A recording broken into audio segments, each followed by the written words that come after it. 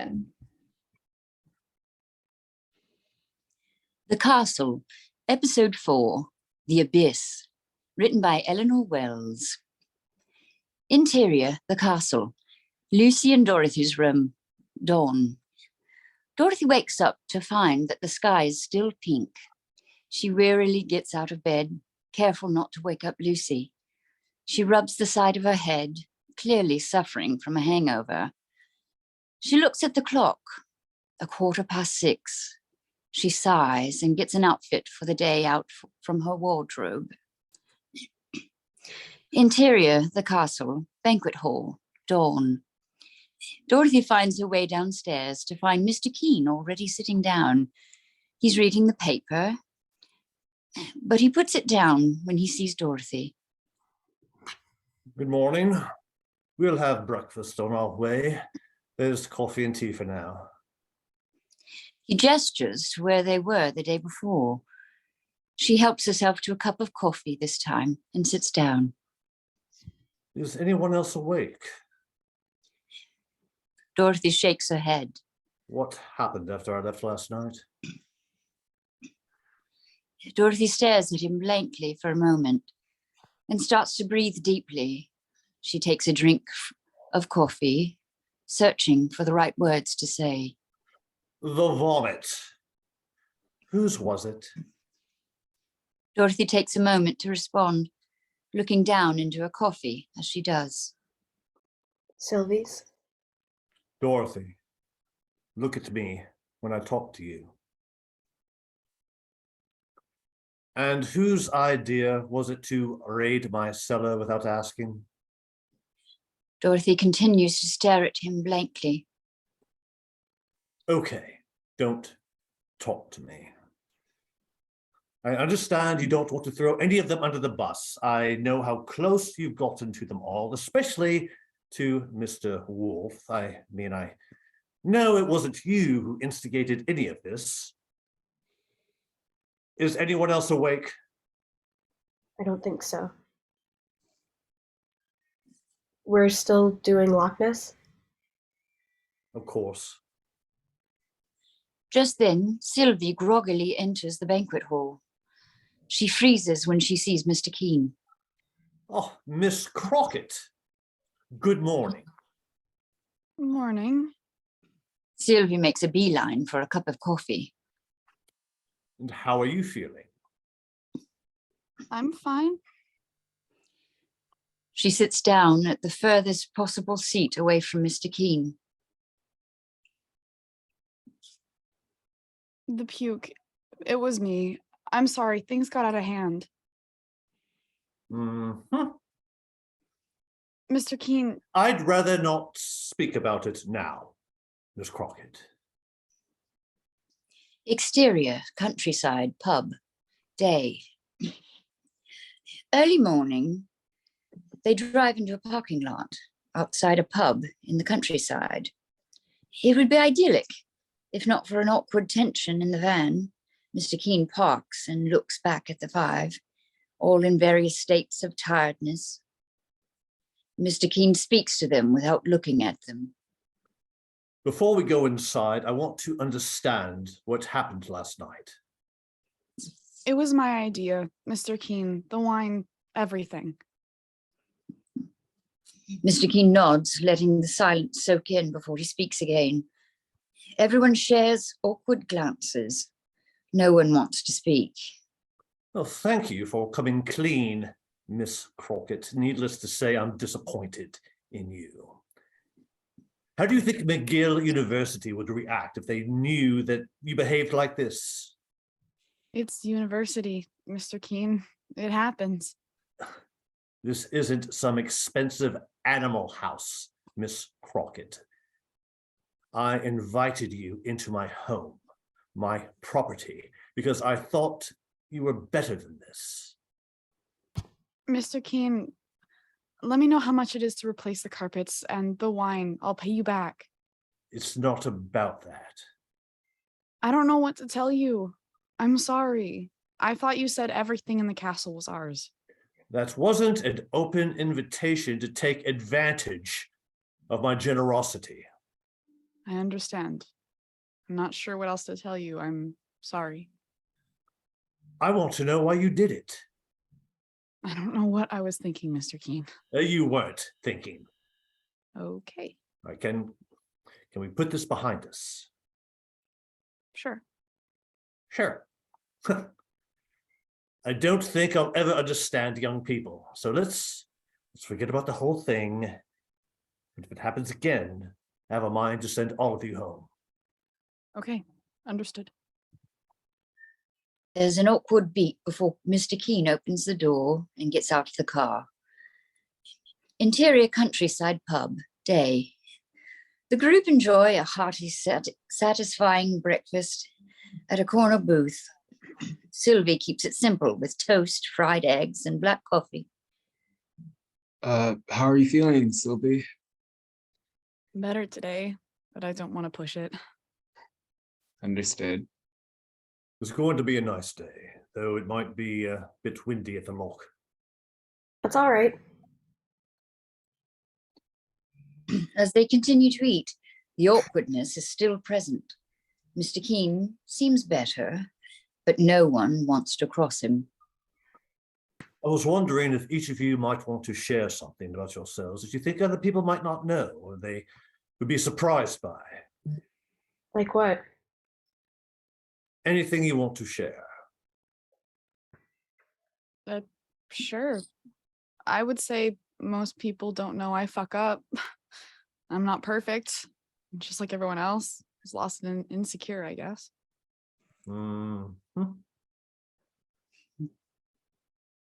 Whenever people find out about my family situation, they say, Dorothy, I'm so sorry. And I say, no, it's fine. I've never known anything differently.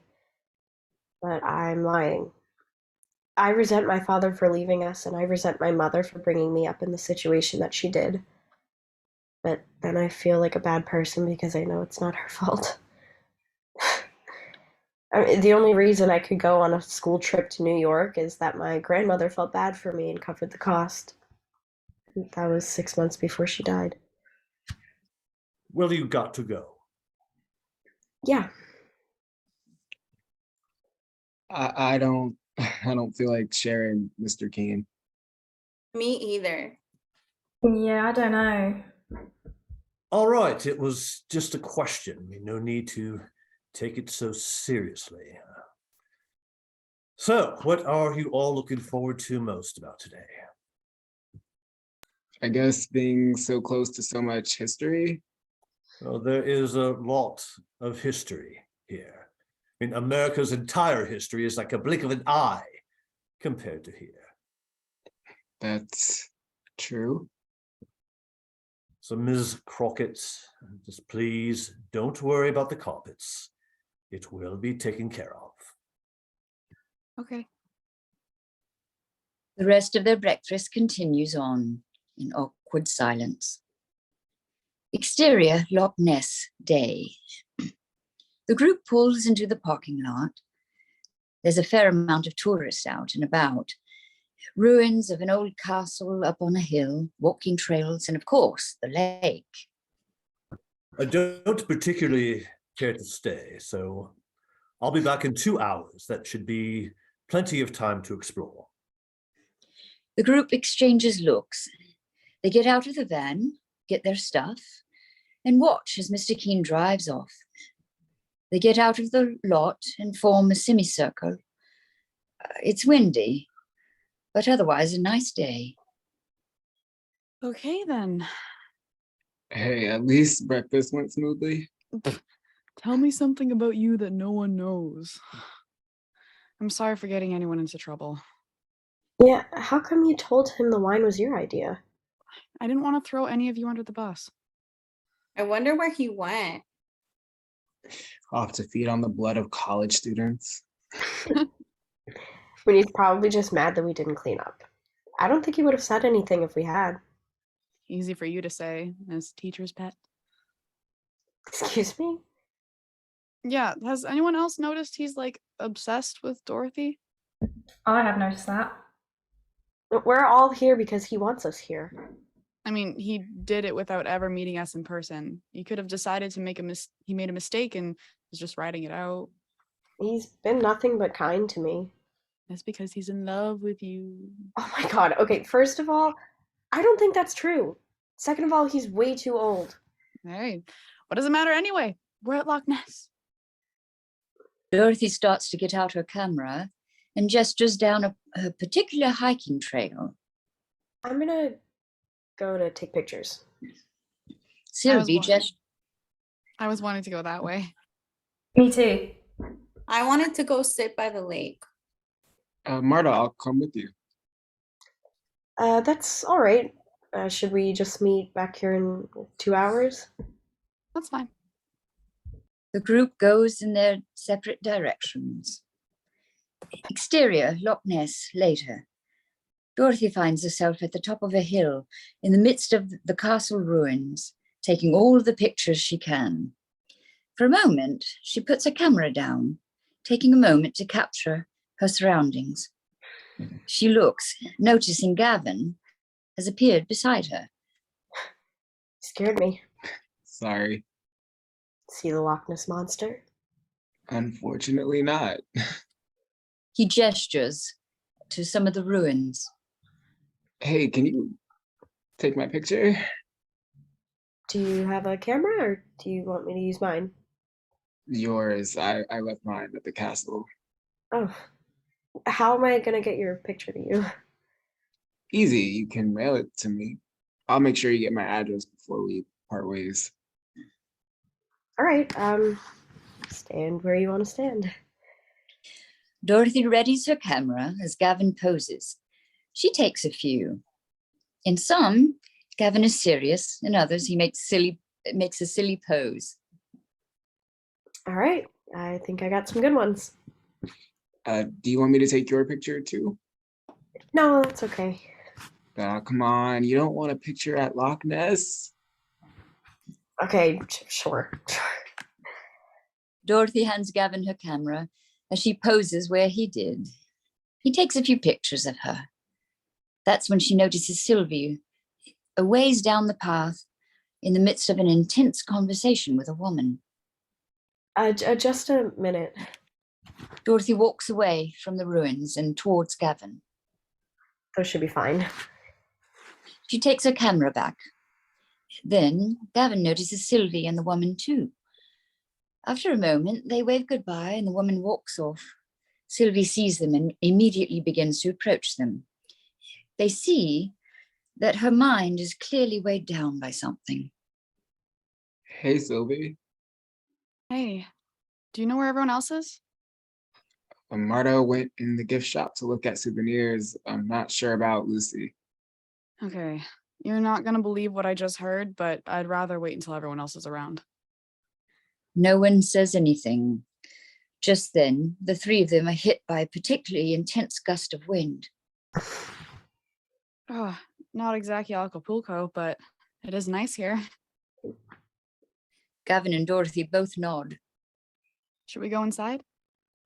I think that would be best. Interior, Loch Ness Visitor Centre, day. A plain neutral building with a guest shop, exhibition, cafe, and plenty of places to sit. They see Marta right away, sitting on a bench with a few bags from the gift shop. They wave and approach her. Hey, Hey, what did you find? lots of things for my friends back in Austin, Tulum, my family. I want to look. I'll come back in with you guys. Interior, Loch Ness Visitor Centre, gift shop, day. The four of them look round the shop. Dorothy's found a magnet with a Scottish flag and a t-shirt. She approaches a bored teenage female cashier. Dorothy sees the bored, dead inside look on the cashier's face as she checks out. Though they don't exchange words beyond the traditional process of checking out, the cashier's face sticks with Dorothy. Interior, Loch Ness Visitor Centre, day. They all situate at the bench they were at before. Sylvie bought a mug, and Gavin a book about the Loch Ness Monster. Sylvie looks round. Still no sign of Lucy. Where is this girl? Maybe she got lost on one of the trails. Then Sylvie looks at her watch. How have we only been here for 40 minutes? Then they notice the entry location for the exhibit. You guys want to go through? Sure. That'll give Lucy plenty of time to show up. Interior Loch Ness Visitor Centre, Exhibition Day. Carrying their bags, the group moves through the exhibition, looking at all the different information about the area and the monster. At one point, Gavin and Dorothy stand closely beside one another to read an information plaque. They both seem to recognize how close they're standing, but neither says anything about it. Interior Loch Ness Visitor Centre, Day. As they leave the exhibition area, they hear it start to rain buckets. That's when they see Lucy, who has gotten a little wet, approach them. Hey, where were you? Just walking. It's so pretty out here. But I lost track of time and where I was. It was really windy and then it started raining, so I figured I would find you in here. Hey guys, I have to tell you all something. Tell us what. Let's go somewhere else. Interior Loch Ness Visitor Centre, Cafe, Day. The group sits at the furthest end of the cafe as possible. It's busy, but everyone seems too wrapped up in their conversations to notice them. They all have hot drinks. They've pushed 2 tables together, and Gavin and Dorothy have ended up next to each other, sitting very close. So, outside, I was talking to this woman who knew Mr. Keene in school. Her name was Sarah, and yeah, she knew him in school when he was just James. And So she recognized me from TV, which is kind of crazy. And she said this family was well off, but not to the level he claims. He's definitely old money, and he was always obsessed with royal family and aristocracy, and they kind of creepily into Princess Margaret. I guess he tried sending her love letters when he was in high school. Classmates of his found out, and he got bullied relentlessly for it. Anyway, Sarah lost contact with him after high school. But isn't that crazy? About him being obsessed with the royals and Princess Margaret? Oh, I forgot. Apparently he would stand outside Kensington Palace for hours hoping to catch a glimpse of her. Everyone thought he was really weird. I mean, we're here. We're staying in the castle, so we should enjoy it and not worry about what happened in Mr. Keene's past. It's just insanity, though. Don't you think he's been acting off ever since we got here? so where is this Sarah person now? I don't know. She was here with her daughter. I think they were on their way out. She just thought I ought to know. Maybe her daughter applied and didn't get picked. I mean, we don't know what her motives are. Okay, I don't know. I mean, I guess if he has something else to hide, that would be something. Not sure what that would be. Just then, Lucy's eyes widen, and as she urgently gets their attention, she mouths, "Speak of the devil," to the group. They all look up and see Mr. Keene heading straight towards them. Hello, how's the visit been? Good. Glad we got to see enough of it before the rain. Did you see the Loch Ness monster? No. Oh, I'm sorry. I hope I'm not interrupting anything. No. Mr. Keene gets a chair and moves it between Dorothy and Gavin. Then he turns to Dorothy. What did you get? Hot apple cider. I think I'll try that. Mr. Keene walks to the counter and orders. Everyone sits in silence when he does. They all clearly have more to say, but now's not the time. He sits back down with his apple cider. Mr. Keene, what did you do while we were here? I went for a drive in the mountains. It was very nice. Did you take any pictures? No, I didn't have a camera with me. I know Ms. Gardner here is our resident photographer. Dorothy's face reddens, uncomfortable with the attention. Well, there's more I wanted to show you all, but I think with the rain, it might be wise to postpone and go back to the castle. Sure. Then let's head back. Maybe we could show a film in the screening room. Sure. Interior van, day. The group drives back. It's pouring even harder than before, and the sky is completely covered in dark clouds. Still, there's a strange beauty to it all. As they drive, Dorothy takes it all in. Interior, the castle, main hall, day. The group, including Mr. Keene, has afternoon tea together. They all have pleasant conversation. I think I'll stay with you all tonight. If that's all right, you're not in trouble, but I just feel like I've rushed off and that's caused issues. I'm not trying to abandon any of you, but I would like to stay the night. Sure, you're the host. Whatever you want. Interior, the castle, banquet hall, day. It still rains, but it's let up from earlier. The group plays a game of Monopoly.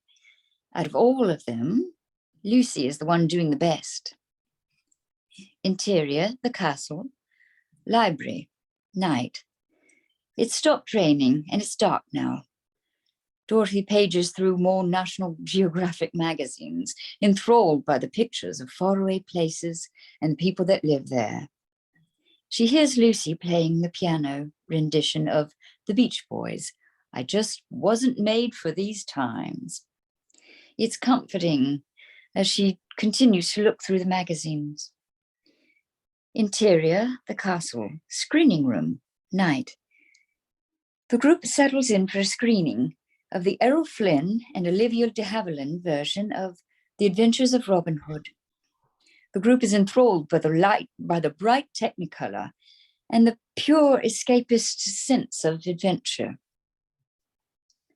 Interior, the castle, hallway, night. It's late as they all walk out of the screening room. I can't believe I'd never seen that before. That was really good.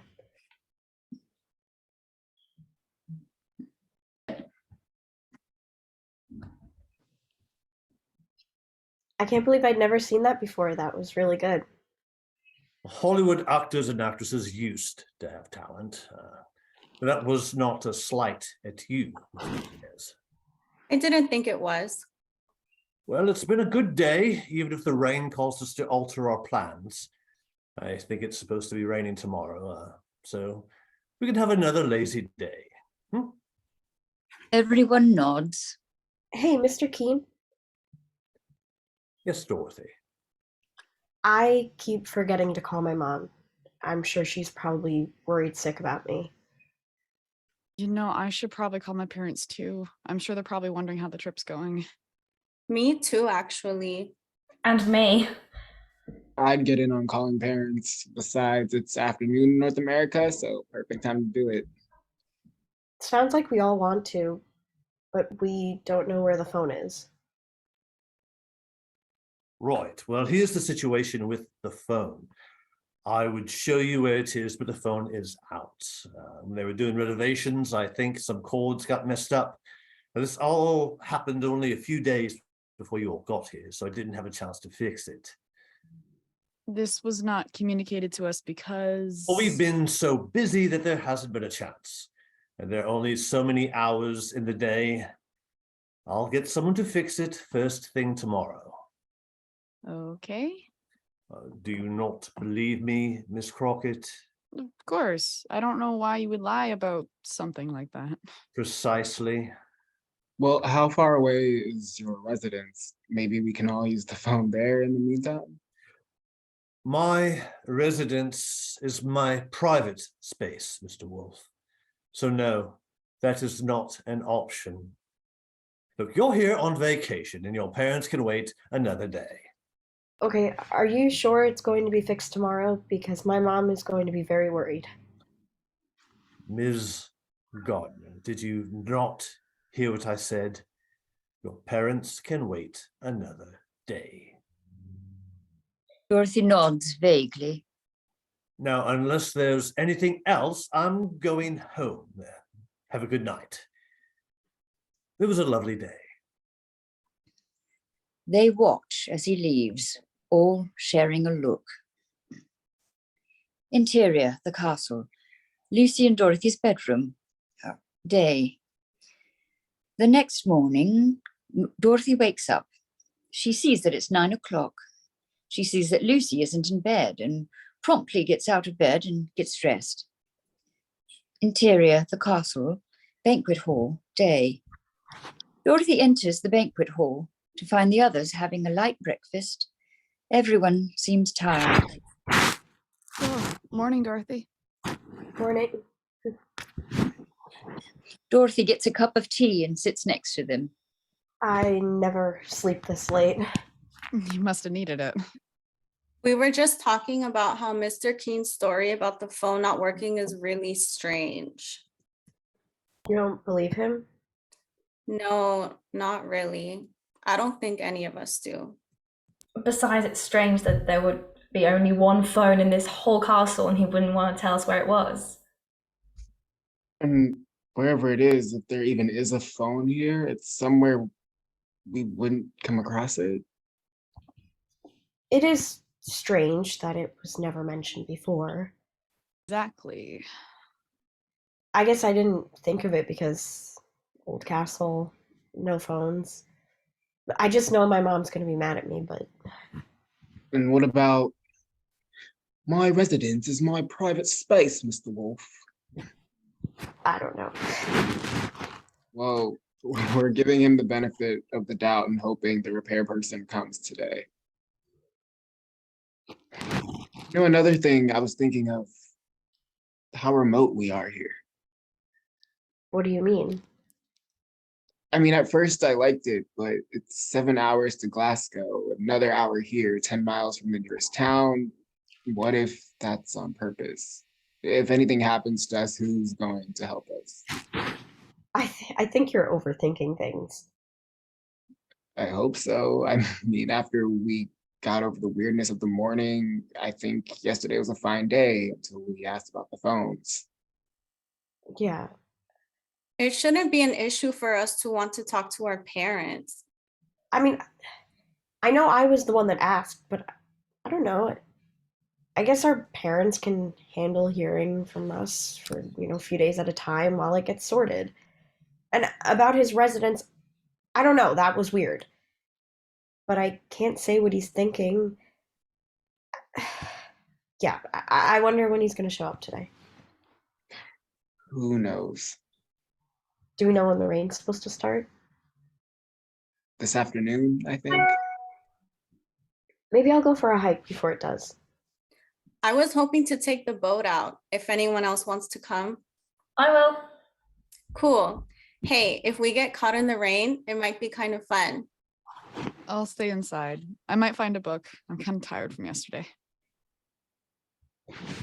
Well, I think I'll get dressed and go. Do you want to come with me? Sure. The others give them a look, but don't say anything. Exterior hiking trail, day. There's an undercurrent of tension to hike, both from the grey clouds that hang above them and everything else going on at the castle. It's really nice. Yeah. Dorothy walks very quickly, and while Gavin keeps up with her, it's uncomfortable. I figure we won't go too far. I just wanted to get some fresh air. Sure. You know, one time I was camping with some friends and we got caught in a thunderstorm. We were totally soaked. Sounds interesting. I don't know if I'd call what it was interesting, but it was memorable. Dorothy continues to walk quickly. Hey, Dorothy Why? stops. why are you walking so fast? I don't know. I don't want to get caught in the rain. I mean, it was your idea to do this and asked me to come with you, Yeah, Dorothy. Before they can say more, they hear thunder start to rumble. I think I felt a drop. All right, we should go back. Yeah. Yeah. Exterior, the castle, lake shore, day. Dorothy and Gavin come back to find it lightly raining. They see Marta and Lucy both out on the boat. They also see Sylvie inside, looking out from the window. Marta and Lucy wave to all of them. This is a lot of fun. You guys have to try it. Later. Everyone smiling, laughing. What happens next happens very fast. Dorothy starts to turn back towards the castle. There's an explosion. Dorothy looks back and sees the entire boat in flames. Immediately, they all know the horrible truth. There's no chance either of them survived. She screams. Gavin does too. Dorothy turns away and tries to throw up, but nothing happens. What happens next passes in a sort of suspended animation. Somehow, Gavin and Dorothy stumble inside. Interior, the castle, main hall, day. They run into Sylvie, and it's clear from the look on her face that she saw it all too.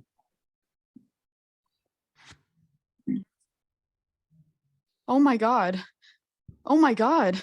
I was just. We don't have a phone to call Keene or anyone. Almost in response, they hear a car pulling up. Is that him? In response, the three of them go outside to see. Exterior, the castle, day.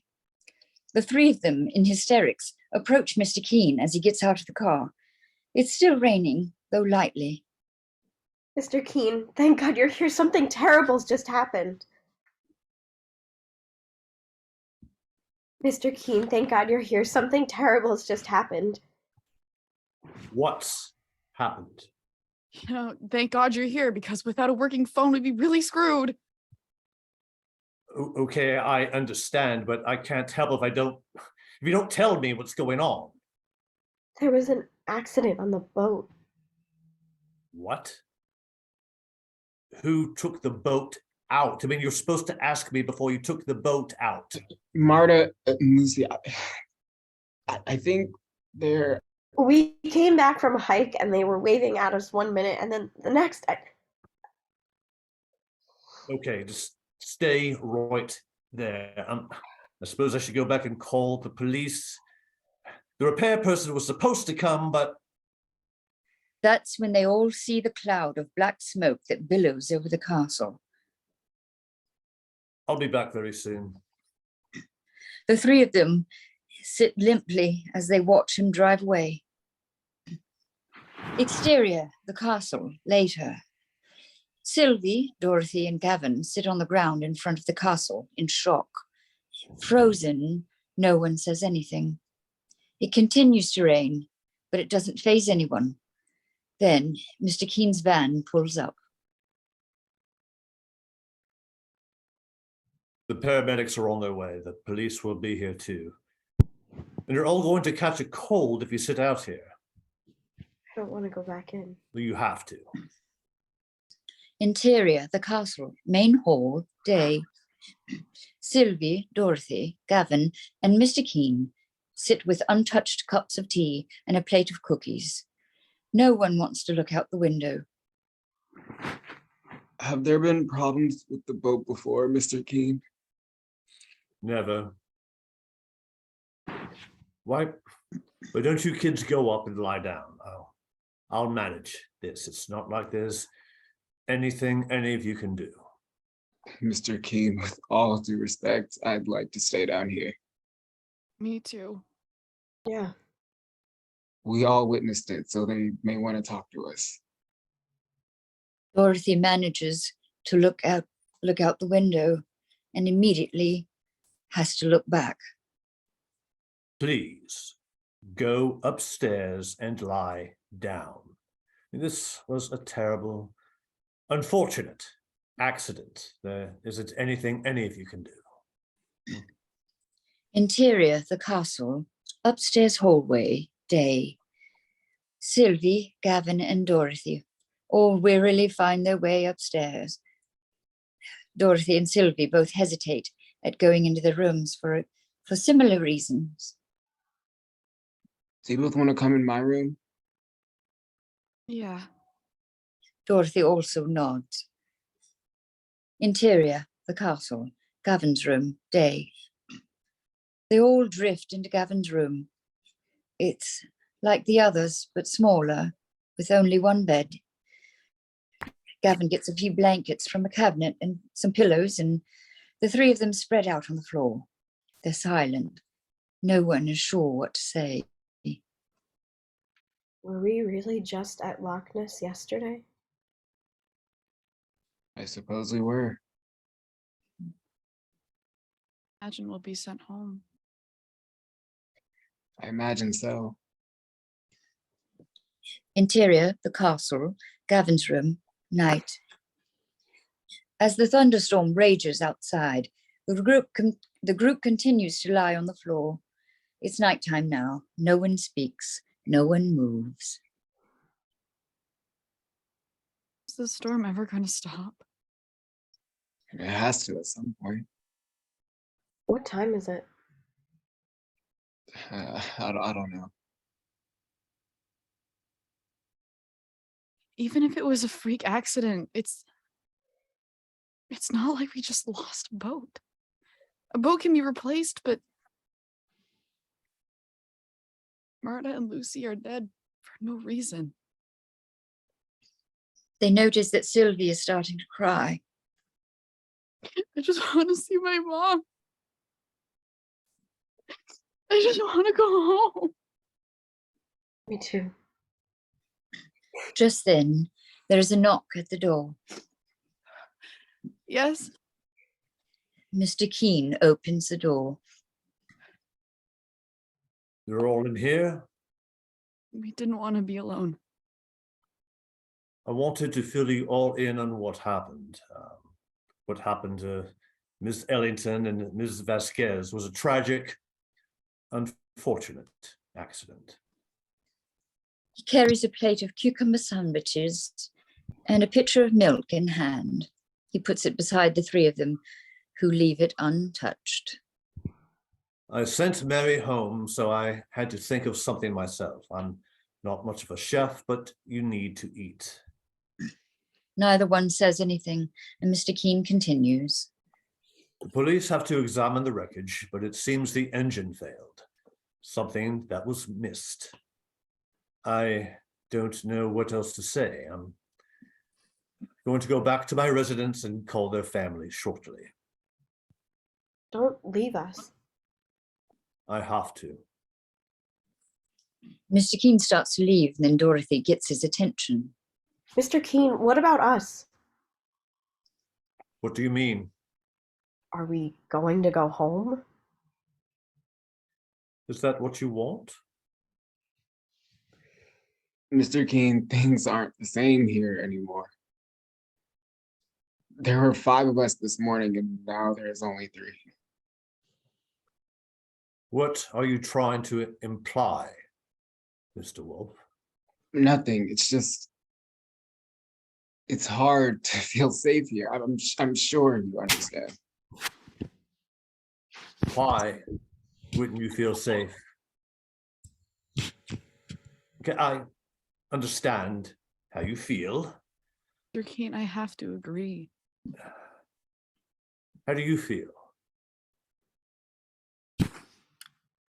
I don't think I can enjoy the trip in the same way, and I would like to go home.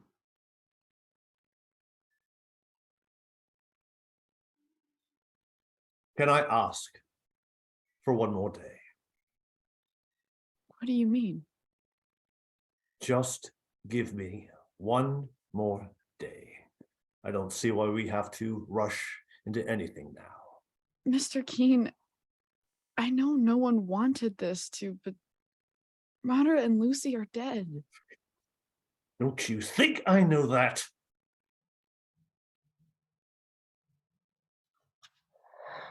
Right, it's been a long day. I think we'll be in a better state to make these sorts of decisions in the morning. Mr. Keene, can we at least go over to your residence so we can use the phone? I think we'd all feel a bit better if we could just talk to our parents. It can wait until the morning, Sylvie. Without another word, Mr. Keene leaves, firmly closing the door. What the fuck?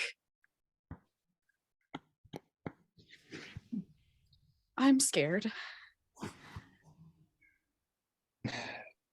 Do you think he... Do I think he what, rigged the boat? Yeah. I hope it's not true, but why aren't we making plans to go home right now? He's probably just in shock like the rest of us. I mean, I get that, but our friends blew up in front of our eyes, and he's mostly concerned about this trip?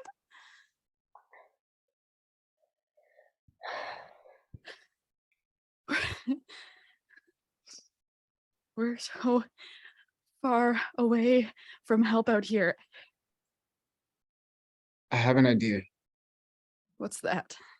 There has to be a phone here somewhere, right? If only so Keene can communicate with the staff. Has anyone seen it or have any idea where it could be? Now that I'm remembering, I thought I may have seen one in the library. I wasn't looking for it, so I didn't pay much attention. Okay, where's the library?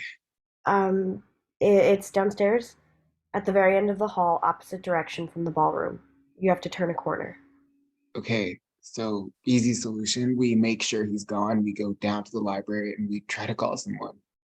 Who do we call? Our parents, see what they've heard, if anything. Do we really think Mr. Keene is somehow... I don't know. Even if he had nothing to do with it, I don't know. He should be booking the flights for us to go home now. Bring us over to his place to call our folks. I don't know why he's not. I have a really bad feeling about all of this. Okay, so I think we sleep on it. We tell him we want to go home, and he should understand that. You still believe in him, don't you? I don't know. I'm just trying to look at this rationally. Maybe sleeping on it is the best bet. He wearily rises. I'm going to shower first, though. I'll go next. I guess I'll go after. A shower would be nice. Interior, the castle, Gavin's room, night. Sometime later, in the middle of the night, the rain has stopped. Sylvie, Gavin, and Dorothy each stare at the ceiling with their eyes open. It's pitch black. All anyone can make out is shadows and the faintest glint of the moonlight. Is anyone actually asleep? No. Does anyone know what time it is? No. It's probably not yet bedtime in Toronto. I want to find the phone. Call them. Can someone come with me just in case? I'll go. We shouldn't leave Dorothy alone. I'll be okay. You sure? Yes, I'll be fine. We won't be long. Just 15 minutes, tops. It's going to be dark in the halls. We'll take a torch. I'll hold down the fort, I guess. Look, what's the worst that can happen? If he catches us and gets mad, we just tell him none of us could sleep and we didn't want to wait until morning. Dorothy watches as they get up and leave. As an unclear amount of time passes, she tosses and turns. Interior, the castle, Gavin's room, night.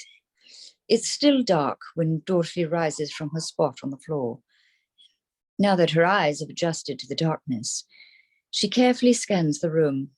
She sees a clock, 3:30 in the morning. She takes a deep breath and opens the door to Gavin's room. Interior, the castle, upstairs hallway, night. In the middle of the night, after all that has happened, the castle has taken on a completely different feeling. Once magical, everything about it now seems frightening. Dorothy walks as slowly as she possibly can to the stairs. Every step she takes seems to loudly creak. Every crevice of the furniture, every bit of dust, it all seems to taunt her. After a moment, she stops and holds her hand to her heart. It's beating faster than she ever knew it could. Eventually, she makes her way to the railing and down the stairs. Interior, the castle, hallway, night. Now there is no electrical light in the castle. Everything is illuminated by torchlight, as if they had really gone back in time. Interior, the castle, main hall, night. Firstly, Dorothy wanders into the main hall. In the middle of the night, she cannot see much out of the windows other than pitch black. She moves closely toward the window. She catches a glimpse of a few stars. At that point, Dorothy thinks she hears someone walking down the hall, but nothing seems to come of it. Maybe it was her imagination. After a moment, she re-enters the hallway. Interior, the castle, library, night. Like the rest of the castle, this room is lit by torchlight. Dorothy carefully walks through the room. Then she sees something. A phone against the wall. Then, near a torch against the wall, something else comes into focus. Sylvie, slumped against the wall. Dead. Foaming at the mouth. Dorothy screams and runs back the way she came. Interior, the castle, hallway, night. Dorothy paces through the dark hallway, clearly scared. Just then she hears the sound of a vinyl record player playing oldies music, something from around the 1920s or 30s. It's coming from the banquet hall. As she comes closer, she's roused by a voice. Then Mr. Keene appears. Dorothy. Dorothy stops in her tracks. Don't be afraid. You have nothing to be afraid of. I'm sure you have a lot of questions. Why don't you come with me? He approaches her. Get away from me, you monster. Dorothy, it's useless to resist. It'll only make things more difficult. He has grabbed hold of her. After a moment, Dorothy stops resisting. I just want to talk. He gestures toward the banquet hall and leads her inside. I don't want to restrain you, but I will if I have to. Interior, the castle, banquet hall, night. It is dark in the hall, illuminated solely by candlelight and torches on the wall. There's a bottle of champagne and 2 glasses. Why don't you sit down? Dorothy reluctantly obliges, and Mr. Keene pours 2 glasses of champagne. Dorothy stares emptily into hers. I suppose that you don't trust me. No, I don't. I would never hurt you, Dorothy. What did you do to Sylvie? I couldn't let her ruin things. She was going to, and I couldn't let that happen. So you killed her? Did you kill Lucy and Marta too? Rig the boat? Blow up? No, absolutely not. I'm still in shock about Lucy and Marta. I never wanted that to happen. Why? If you didn't kill Lucy and Marta, if you are completely innocent, why all of this? Dorothy, I want to explain. Where's Gavin? He's safe. Are you sure? I'm sure. Then where is he? Sleeping off a sedative I gave him in the wine cellar. He'll be awake soon. I wanted us to have some time alone. What for? First, please believe me that I say I had nothing to do with what happened to Lucy and Marta. The engine failed, and one of you could have been on that boat. Oh my God, if it was you. You care so much about my life, but you murdered my friend? What about Sylvie's life? Why did that mean nothing to you? Dorothy, please, there's nothing in that champagne except champagne. I promise. After a few moments, she calms down. Dorothy passes him the glass. You drink first.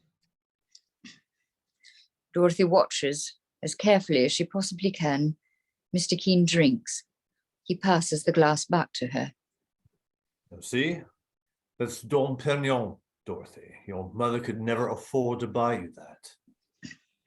Dorothy takes a long drink of the champagne. Okay. Why kill Sylvie, but not Gavin? Why not me? Because I know how much Gavin means to you, and you, I could never dream of hurting you. Why am I so special? I would never hurt my one and only child. What kind of father would I be? What? I'm your father, Dorothy. Well, what could possibly be funny? I don't believe you. Why would I lie about this? Because you've lied about so many other things. This? Never. You see, this is why I couldn't let Sylvie. She was going to take you away from me after I spent 20 years trying to find you. Dorothy stares at him for a moment, realizing he's serious. If what you're saying is true, I'll start wherever you'd like me to. first of all, when I was applying for this competition, I talked to my mother about it a lot. Why did she never say anything? Why didn't she recognize you? How much did she see of me? Not much. Well, besides, I looked different in those days. I dressed like Dorothy. I wore my hair to my eyebrows. And when we went to America, I wanted to be accepted. So I called myself Jim. I gave her a false last name. I even changed the tenor of my voice as much as I could so I didn't sound so BBC. Anything to distance myself from my family. I don't blame her for not making the connection. When were you in America? January 1962 to March 1965. Where did you meet my mother? I met her when she was living in San Francisco. My mother's never been to San Francisco. She certainly never lived there. Oh, she did live there. You must have met a different Lily Gardner. No, I don't think so. Why was she there? College. She's never told me a thing about it. How long did you know her? 3 wonderful days. 3 days. Why did it end? Well, Dorothy, let me tell you a story. Okay. I met her at a bar one afternoon. I mean, she was the most beautiful woman I'd ever seen. And she was smart. She was an artist. She was studying philosophy. But I was nervous. I liked your mother. When I gave her a false name, a false identity, I didn't expect it to become anything more. And I didn't tell her I was going back because I didn't want to lose her. So you ran off. You left her alone? You had feelings and you got scared and you came here to your billions of dollars? Dorothy, in the call the other day, you told me you'd be open to reconciling with your father if he explained things. Dorothy freezes, recalling that moment. Tears start to roll down her cheeks. Is that what this is about? I opened up to you about a very vulnerable part of my life, and you think you can just come in here and think this changes anything? That will make me forget about what you did to Sylvie? No, I'm trying to tell you what happened. Well, if this is all true, why are you only waiting until now to tell me? I tried to tell you so many times. I could never find the right moment. After you applied, I even called your house, hoping to reach you, but it was always your mother. That was you?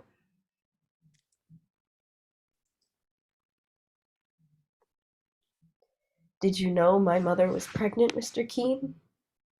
Yes. I thought it best if... I had just turned 25 years old, Dorothy. I was scared.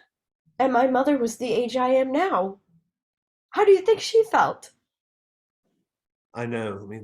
The truth was, I panicked. I made a rash decision, and I've regretted it every day. So why didn't you try and call her again? I thought it would be best to move on with my life. It didn't seem like I could undo what I'd done. Anyway, Dorothy, I don't expect you to understand this. But I've had a lot of people try and take advantage of me because of who I am. For all I knew, your mother would have just wanted my money and nothing else. That's not true. Well, anyway, I doubt she lacked options over the years. That makes what you did okay? Anyway, what about you? Did you move on? No, I never married. Mm-hmm. The past is the past, Dorothy. We can't undo it. But we can make it better. I understand how you feel more than you think that I do. Growing up, I never felt like I fit in. Throughout school, I was bullied relentlessly. I was ignored. I was cast aside. I was told that I had to man up and deal with it. If I didn't, I was somehow less than. I also never felt like anyone truly understood me.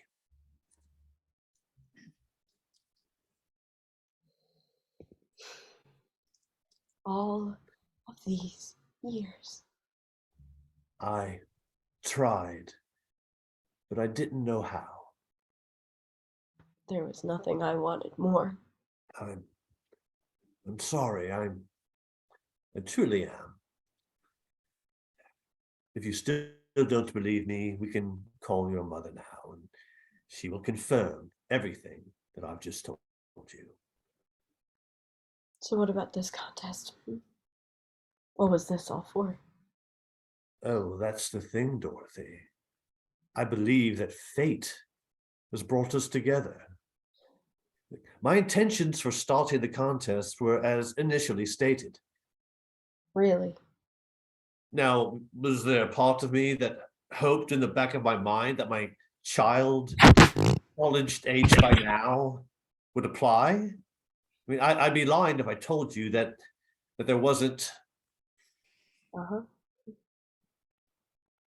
As I was coming through each and every application, I saw Dorothy Gardner, Atlanta, Georgia. I saw your picture and I knew. I instantly knew. You were born November 1965. Your mother, I could scarcely believe it. Now, I didn't know your name, whether you were a boy or a girl, but I knew it was you. If we have your boss to thank for anything, it's for telling you about the competition. Uh-huh. Then I actually met you. So I didn't earn my slot. You would have picked me no matter what. No, you earned it, just like the others. Your essay was beautifully written. You came across effervescently in your phone interview. And I'm your daughter. No, it's all right. It explains a lot. There's so much that's coming into focus now. Well, my priorities changed when you applied, that's certain. I believe everything happens for a reason, Dorothy. So, what about everyone else then? Forget about them. I can't. At that point, Dorothy's vision starts to get fuzzy. She struggles to get up. She sees the way Mr. Keene looks at her, and then she looks at the champagne. Dorothy realizes what's happened a brief moment before she passes out. Interior, the castle, wine cellar, night. Dorothy comes to in the wine cellar. Her surroundings just come into focus. She tries to move her hands when she realizes she's chained at the wall by her hands. She sees Gavin in a groggy state, similarly chained. As he speaks, he sounds exhausted. You're awake. What happened? So much. Dorothy rattles her hands, but it does nothing. Then they're stirred by noise. Mr. Keene. I'm sorry for deceiving you about the champagne, but I had no choice. What do you want from me?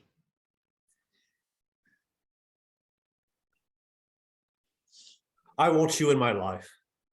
I let you go once, daughter, and I am not letting you go again. Gavin's eyes widen at the word daughter, and he looks to Dorothy. Dorothy scoffs, gesturing at the chains.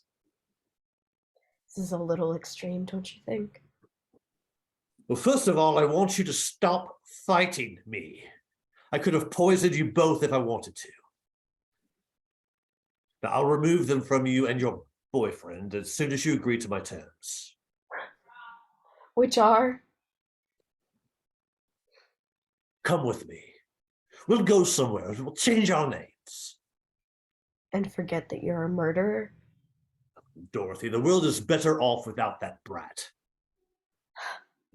You're all the same, all young people all over the world, all selfish, shallow, self-absorbed. That's not a reason to kill someone. You don't get to decide who lives and who dies. We all make mistakes, but we all deserve to have a chance at making something of ourselves. Sylvie and Marta and Lucy. Sylvie and Marta and Lucy were better people than you'll ever be. Mr. Wolf, let me be clear. You mean nothing to me.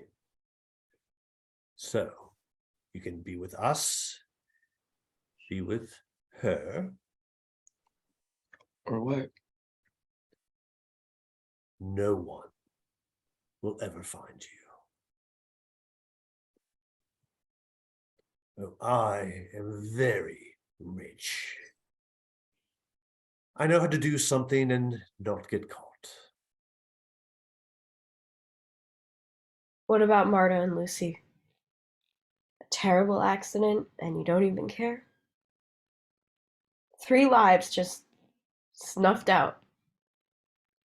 You said you've been trying to find me for the last 20 years. Well, what about their parents, huh?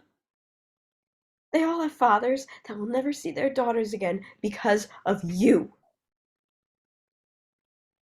Anyway, why go through all of this? Why not just tell me? Like I said, daughter, it was fate that brought us together. So, if not for the accident on the boat, what then? Dorothy, it's useless to discuss a hypothetical that can never be. So, what will it be? What about my mother? Lily could never give you the life you want. It's time to let go. I think the choice would be clear. A life of poverty and destitution, or a life where you could have everything that you ever wanted. As he speaks, Dorothy fidgets her hands from within the chains, trying to see if she can squeeze through. So far, it's fruitless. Mr. Keene is so wrapped up in his own world that he doesn't notice. He approaches them, getting uncomfortably close, continuing to hold the gun. Dorothy gives Gavin a trust me look. Then she looks to Mr. Keene. Okay, I'll go with you. We both will. It works. Mr. Keene takes a key out of his pocket and removes her chains. He puts the key back into his pocket. As soon as she does, Dorothy tries to take the gun from him. This fails. He shoots Gavin, hitting him in the shoulder. Gavin screams out in pain. Still, she tries to get control. The gun fires up into the air, and Keene shoves her aside. She ends up on the floor, bruised and scraped pretty badly, but otherwise okay. Gavin still screams in pain. He's bleeding a lot, but trying to stop it however he can.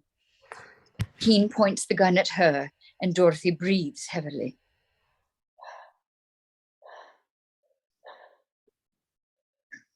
Goodbye, daughter.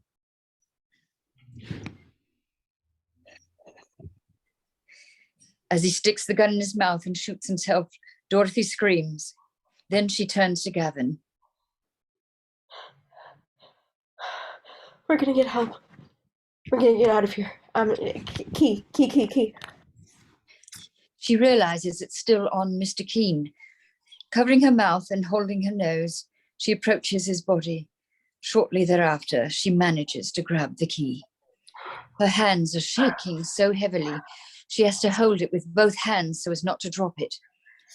Then she removes Gavin's chains. He's still bleeding and takes off his shirt to make a very makeshift tourniquet, but it's already begun to bleed through. I can't feel my arm. You're gonna be okay. Dorothy looks through the drawers until she finds a towel. Here, use this. Okay, we're gonna get help. She Just wearily hold on to me. She wearily stands and finds the stairs. They walk up the stairs. Interior, the castle, library, night. Dorothy does her best not to gag at the smell of Sylvie's decomposing body, which is still in the same place that she'd found it. She leads Gavin to sit down. She takes the phone and starts to dial a number. Then she realizes with horror that she doesn't know the phone number of the police. Shit. Think. 999. What? Lucy told me it's their 911. She rings the number. Hi, there's an emergency. Someone's bleeding. He was shot, and 4 other people are dead. Please send help as soon as possible. Someone speaks on the other line. I don't have an address, but we're at James Keene's castle outside of Verness. Someone on the other line continues to speak. There's a long dirt road, a few manor-type buildings, and the castle up on a hill. No, we are out of danger now, but please, someone is bleeding and he needs to get to the hospital right now. Yes, of course. Okay. They're on their way. She sits next to Gavin. Gavin is clearly weak and quickly becoming delirious. Just stay with me, okay? She puts her hand on his good shoulder and they make eye contact. They stay there until sometime later they hear a siren. Everything goes white.